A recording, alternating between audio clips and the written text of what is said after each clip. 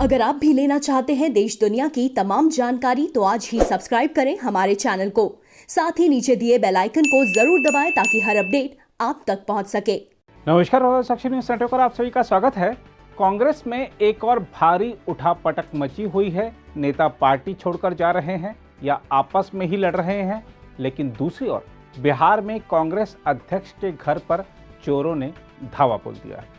बिहार कांग्रेस अध्यक्ष मदन मोहन झा के आवास पर चोरी की घटना से सभी हैरत में हैं।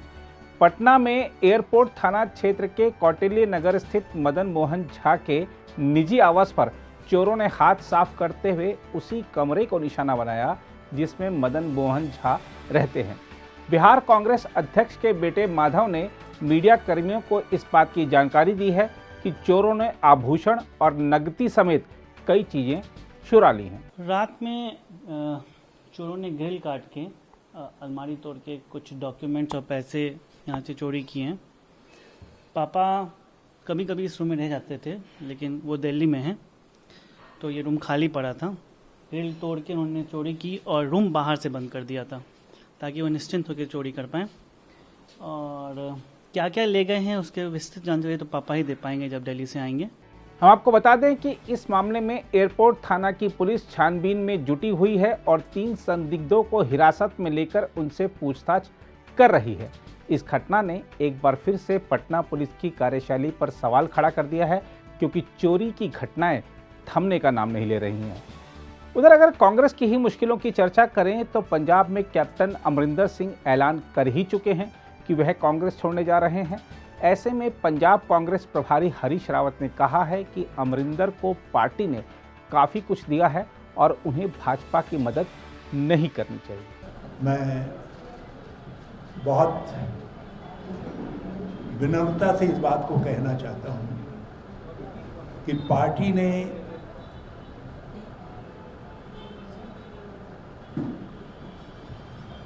उन्हें हमेशा सम्मान दिया। 3 बार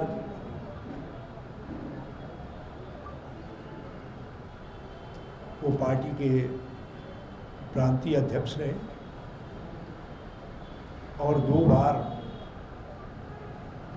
9.5 साल करीब मुख्यमंत्री रहे। यदि ये ह्यूमिलेशन है तो फिर दूसरे वरिष्ठ नेता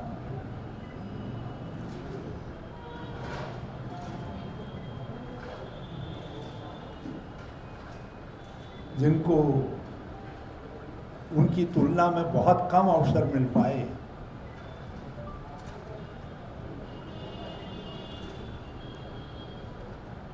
उनसे अमरिंदर सिंह जी को अपनी तुलना करनी चाहिए।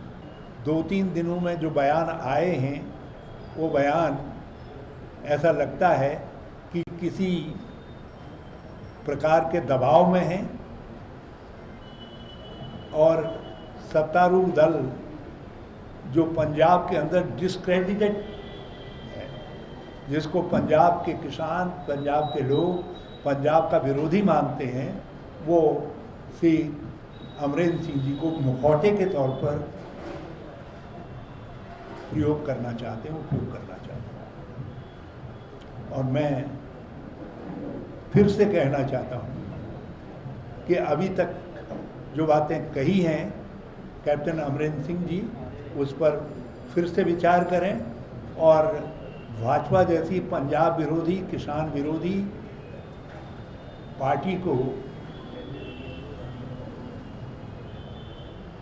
प्रत्यक्ष और अप्रत्यक्ष तरीके से मदद न पहुंचाएं और उनकी जो उनको मुखौटा बनाने की कोशिश है, उस कोशिश को वो नकारें। दूसरी ओर कांग्रेस की हालत पर कटाक्ष करते हुए उसकी सहयोगी शिवसेना ने कहा है कि कांग्रेस को पूर्णकालिक अध्यक्ष की जरूरत है। पार्टी ने कहा है कि कांग्रेस में नेतृत्व को लेकर व्याप्त भ्रम पंजाब में राजनीतिक संकट के लिए उतना ही जिम्मेदार है जितना कि भाजपा। महाराष्ट्र में सत्तारूढ़ शिवसेना ने दावा किया कि हालांकि राहुल गांधी कांग्रेस के समक्ष उत्पन्न मुद्दों का समाधान करने की कोशिश कर रहे हैं, लेकिन पार्टी के पुराने नेताओं का उन्हें रोकने के लिए भाजपा के साथ गुप्त समझौता है और इसीलिए वे पार्टी को डुबाने के लक्ष्य के साथ काम कर रहे हैं। शिवसेना ने अपने मुखपत्र सामना में प्रकाशित संपादकीय में कहा, कांग्रेस को पूर्णकालिक अध्यक्ष की जरूरत है। बिना सिर के शरीर का क्या फायदा। कांग्रेस बीमार है और उसका इलाज करना चाहिए, लेकिन इलाज सही है या गलत उसकी समीक्षा की जानी चाहिए। संपादकीय में शिवसेना ने आरोप लगाते हुए कहा, राहुल गांधी किले की मरम्मत करना चाहते हैं, किले का रंग रोगन करने का प्रयास कर रहे हैं, सीलन और गड्ढों को भरना चाहते हैं, परंतु पुराने लोग राहुल गांधी को ऐसा करने नहीं दे रहे। राहुल गांधी को रोकने के लिए इन लोगों ने अंदर से भाजपा जैसी पार्टी से हाथ मिला लिया है, ऐसा अब पक्का हो गया है। लिखा है इसमें कि कांग्रेस को डुबाने की सुपारी कांग्रेसियों ने ही ले ली है, यह मान्य है, परंतु कांग्रेस को स्थायी अध्यक्ष तो पार्टी का सेनापति नहीं है, तो लड़े कैसे, ये सवाल भी शिवसेना ने अपने संपादकीय में उठाया है। दूसरी ओर कांग्रेस की इस हालत पर केंद्रीय मंत्री मुख्तार अब्बास नकवी ने भी कटाक्ष किया और आरोप लगाया कि परिवार ने पंजे को अपनी निजी संपत्ति बनाने की कोशिश में पार्टी को पंगु बना दिया है।